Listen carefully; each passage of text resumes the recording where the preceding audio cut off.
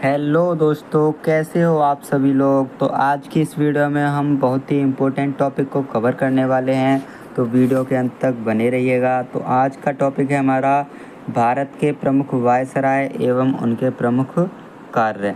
तो आइए स्टार्ट करते हैं। तो सबसे पहले आते हैं हमारे लॉर्ड कैनिंग। कौन आते हैं? सबसे पहले आते हैं लॉर्ड कैनिंग, जिनका कार्यकाल कितना रहा है? वो रहा है 1856 से 1862 तक। इनके समय में क्या क्या हुआ था? 1857 की क्रांति हुई थी, रानी विक्टोरिया की घोषणा और भारत सरकार अधिनियम जो कि 1858 में हुआ था उसकी घोषणा हुई थी। विधवा पुनर्विवाह अधिनियम 1856 में आया था, वो भी लॉर्ड कैनिंग के समय आया था। भारतीय परिषद अधिनियम जो कि 1861 में आया था, वो भी लॉर्ड कैनिंग के समय आया था। और भारतीय दंड संहिता 1858, वो भी लॉर्ड कैनिंग के समय आई थी। तो आइए, इसके बाद जो हमारे वायसराय बने थे वो कौन से बने थे? तो वो थे जॉन लॉरेंस। अब जॉन लॉरेंस के बारे में कुछ तथ्य हम कवर करते हैं। जॉन लॉरेंस, तो जॉन लॉरेंस के कार्यकाल कितना रहा है? वो रहा है हमारा 1864 से 1869 तक। और इनके समय में क्या क्या हुआ था? वो हुआ था भूटान युद्ध हुआ था 1865 ईस्वी में। कलकत्ता बम्बई में उच्च न्यायालयों और 1865 में मद्रास की स्थापना हुई थी। और अकाल आयोग का गठन भी जॉन लॉरेंस के समय हुआ था। कभी कभी आ जाता है अकाल आयोग का जब गठन हुआ था उस समय वायसराय कौन थे? तो वो थे हमारे जॉन लॉरेंस। तो आइए नेक्स्ट देखते हैं। नेक्स्ट है हमारे पास मेयो। मेयो के कार्यकाल में क्या क्या हुआ था? तो वो हुआ था, इनका कार्यकाल सबसे पहले याद रखते हैं, वो है हमारा 1869 से 1872। इनके समय में हुआ था भारत के सांख्यिकी सर्वेक्षण की स्थापना, कृषि और वाणिज्य विभाग, और 1871 में भारत की प्रमुख जनगणना, वो भी लॉर्ड मेयो के समय में हुई थी। इसके बाद जो हमारे वायसराय हैं वो हैं लिटन। लिटन के समय में हुआ था हमारे पास इनका कार्यकाल कितना था? कार्यकाल रहा है इनका, एक मिनट, इसको मैं थोड़ा रफ करता हूँ। इनका कार्यकाल रहा है 1876 से 1880 तक। तो इनके समय में क्या क्या हुआ था? रॉयल टाइटल अधिनियम जो कि 1876 में आया था, वो इनके समय आया था। वर्नाक्यूलर प्रेस एक्ट जो बहुत इम्पोर्टेंट है, आप इसको याद रखिएगा, ठीक है? इसको आप याद रखिएगा, इम्पोर्टेंट है। ये पूछ लेता है कि वर्नाक्यूलर प्रेस एक्ट कब आया था? तो वो आया था हमारा 1878 में। और किस वायसराय के अंतर्गत आया था, यानी उस समय वायसराय कौन था? तो वो थे लॉर्ड लिटन। और शस्त्र अधिनियम 1878 जो भी लॉर्ड लिटन के समय में आया था। और दूसरा अफगान युद्ध हुआ था, ये हुआ था 1878 से 1880 के बीच में। इसके समय भी वायसराय लॉर्ड लिटन थे। और 1878 में पहली बार अकाल आयोग की नियुक्ति की गई थी, उस समय भी लॉर्ड लिटन थे वायसराय। आइए नेक्स्ट देखते हैं। हमारे पास नेक्स्ट हैं लॉर्ड रिपन। रिपन के समय में क्या क्या कार्य हुए थे? पहले इनका हम वो समझ लेते हैं कि इनका कार्यकाल कितना रहा है। तो इनका कार्यकाल रहा है 1880 से 1884, यानी कि 4 वर्ष इनका कार्यकाल रहा है। और इनके समय में क्या क्या हुआ था? पहली नियमित जनगणना हुई थी जो कि 1881 ईस्वी में हुई थी। 1882 ईस्वी में स्थानीय स्वशासन हुआ की स्थापना हुई थी। हंटर आयोग का गठन किसके समय किया गया था? क्वेश्चन कई बार आ जाता है कि हंटर आयोग का जब गठन किया गया था तो उस समय वायसराय कौन थे? तो वो थे हमारे लॉर्ड रिपन, ठीक है? और नेक्स्ट देखते हैं एल्बर्ट बिल विवाद, वो भी लॉर्ड रिपन के समय आया था। और रिपन को भारत के उद्धारक की संज्ञा भी दी जाती है।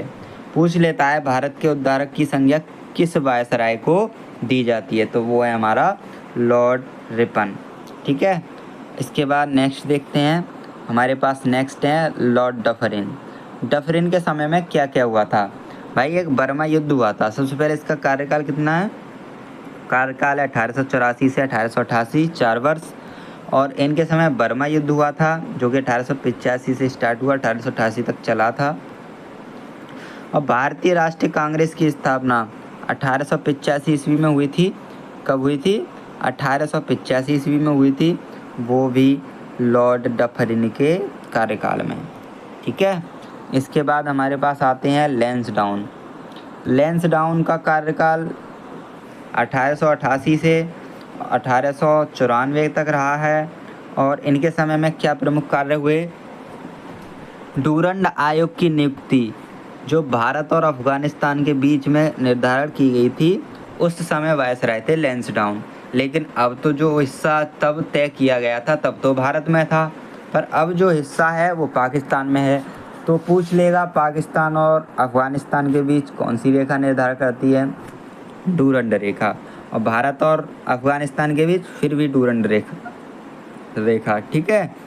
तो आप इसको थोड़ा समझिएगा और याद रखिएगा। तो आपको निश्चित रूप से आपको यह याद करना है। नेक्स्ट है हमारे पास करजन। करजन के समय में क्या क्या हुआ था? तो करजन का कार्यकाल देख लेते हैं। करजन का कार्यकाल रहा है 1899 से 1905, यानी कि 6 वर्ष इनका कार्यकाल रहा है। सिंचाई आयोग की स्थापना इन्हीं के समय हुई थी। पुलिस आयोग की स्थापना करजन के समय हुई थी। एक विश्वविद्यालय अधिनियम आया था, वो भी इन्हीं के समय में आया था। कलकत्ता में विक्टोरिया हॉल का निर्माण भी हुआ था इनके समय में।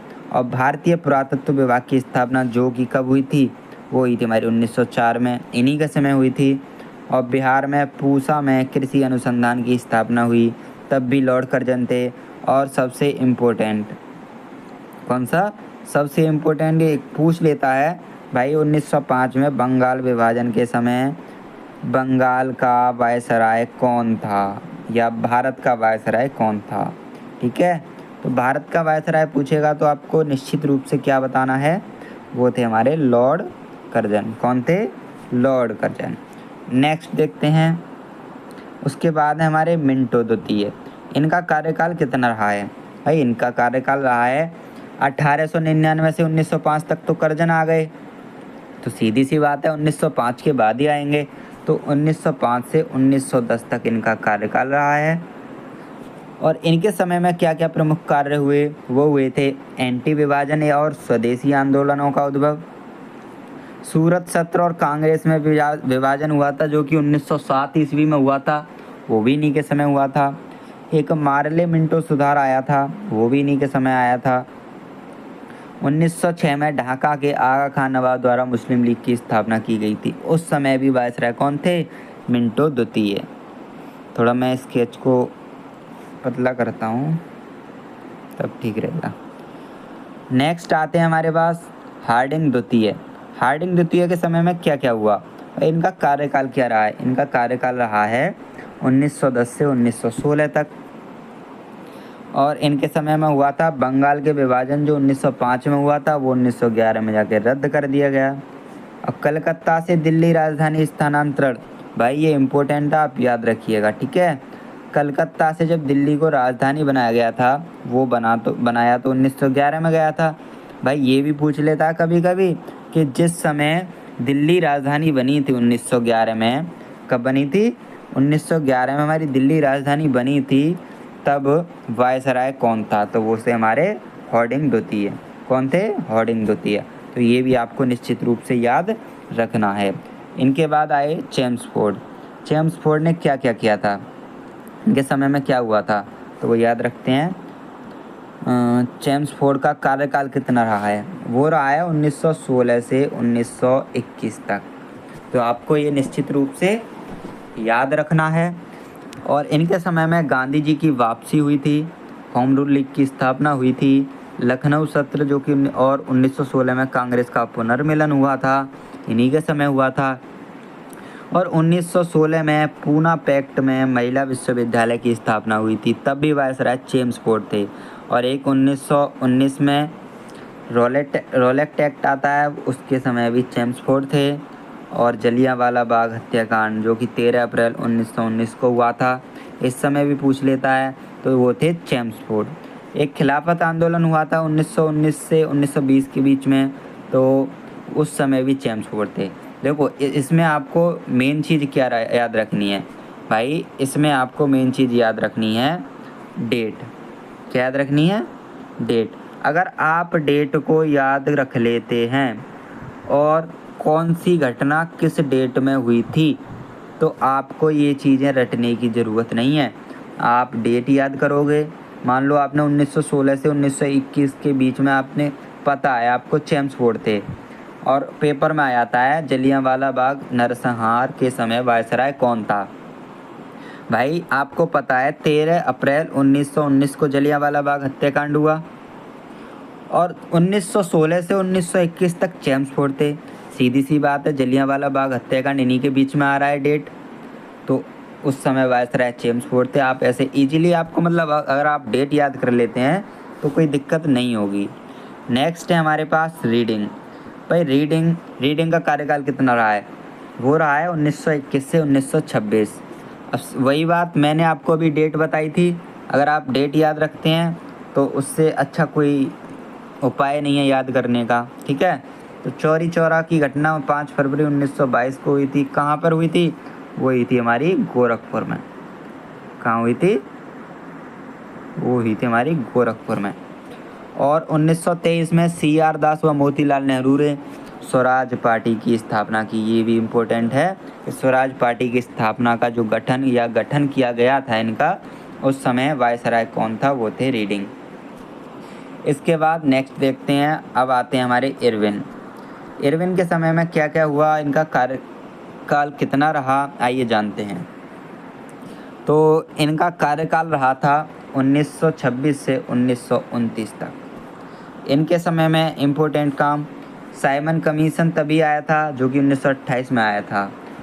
हरकोर्ट बटलर भारतीय राज्य आयोग जो कि 1927 में इसकी स्थापना हुई थी, इन्हीं के समय हुई थी।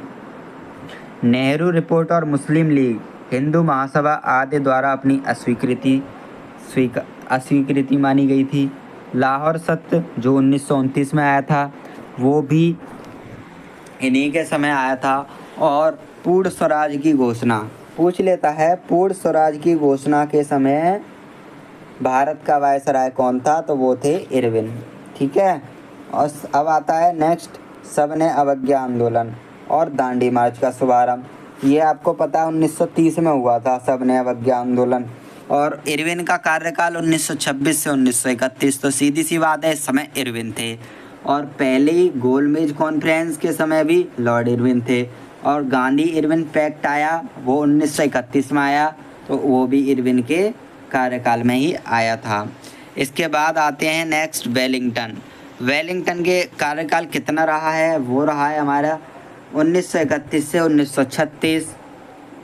और सांप्रदायिक पंचायत की घोषणा, भाई ये इम्पोर्टेंट क्वेश्चन है, आप इसको मार्क करिएगा।